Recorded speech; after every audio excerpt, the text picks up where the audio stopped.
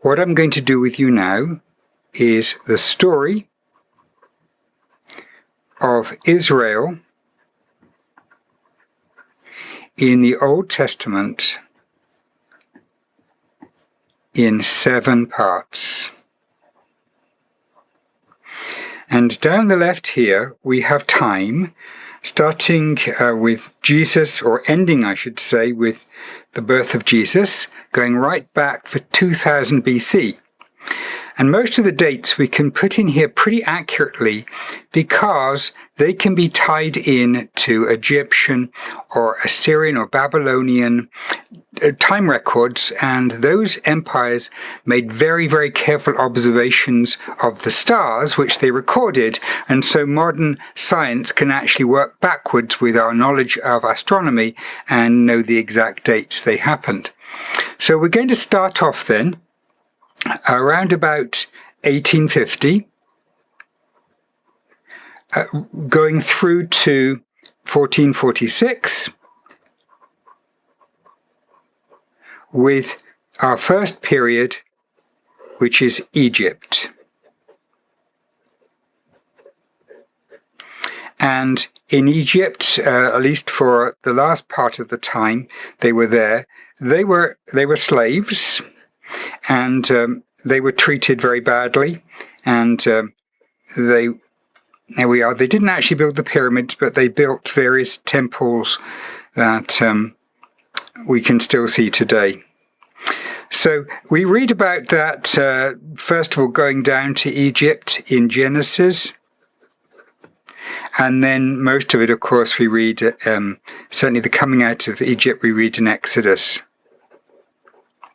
And then we have the Exodus, they come out of Egypt, and we have the wilderness time, which was 40 years.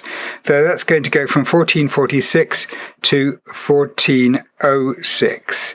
And so let's make that number 2. Wilderness. And we don't exactly know what the tents look like, but let's assume they look something like this. There we go. And they lived in tents for 40 years in the wilderness. And of course we continue reading about that in Exodus, but also that time going the rest of the first 5 books of the Bible. So we read Leviticus through to Deuteronomy would describe that period. Then we have they enter the land, and we have a time which I'm going to call the Fragmented Time. It's a period of Joshua and the Judges. One of the refrains in the book of Judges is, there was no king in the land, and everyone did what was right in their own eyes.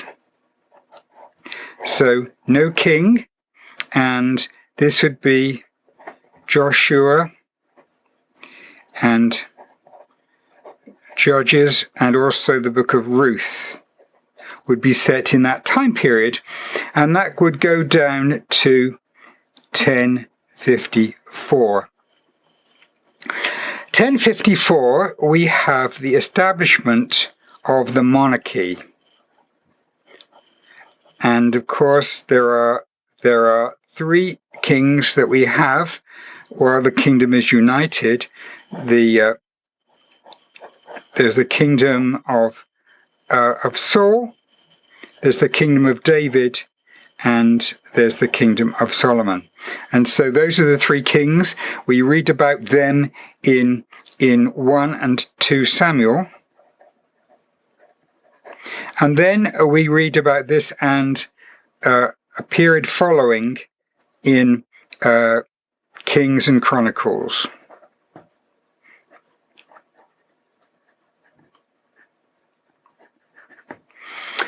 And that goes down into 931. In 931, Solomon died, and his rather foolish son ended up by dividing the kingdom. So we have number 5, the divided kingdom.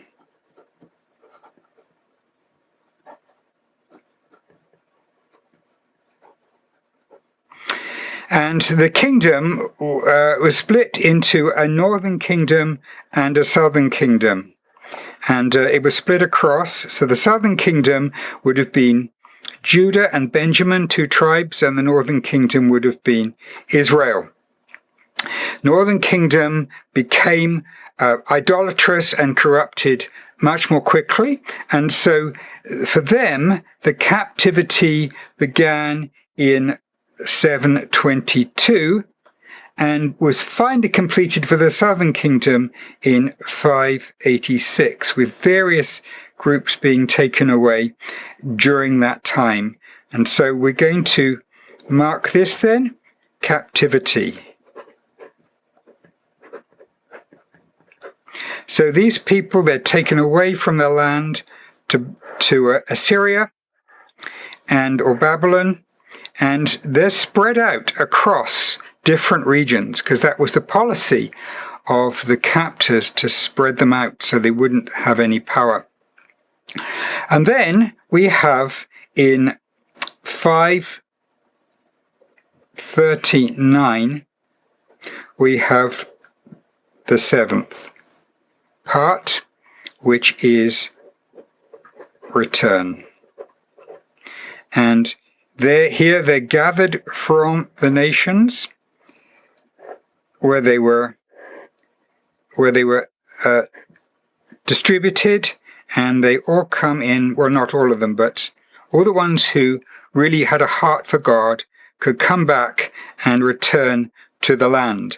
And we read about this particularly in Ezra and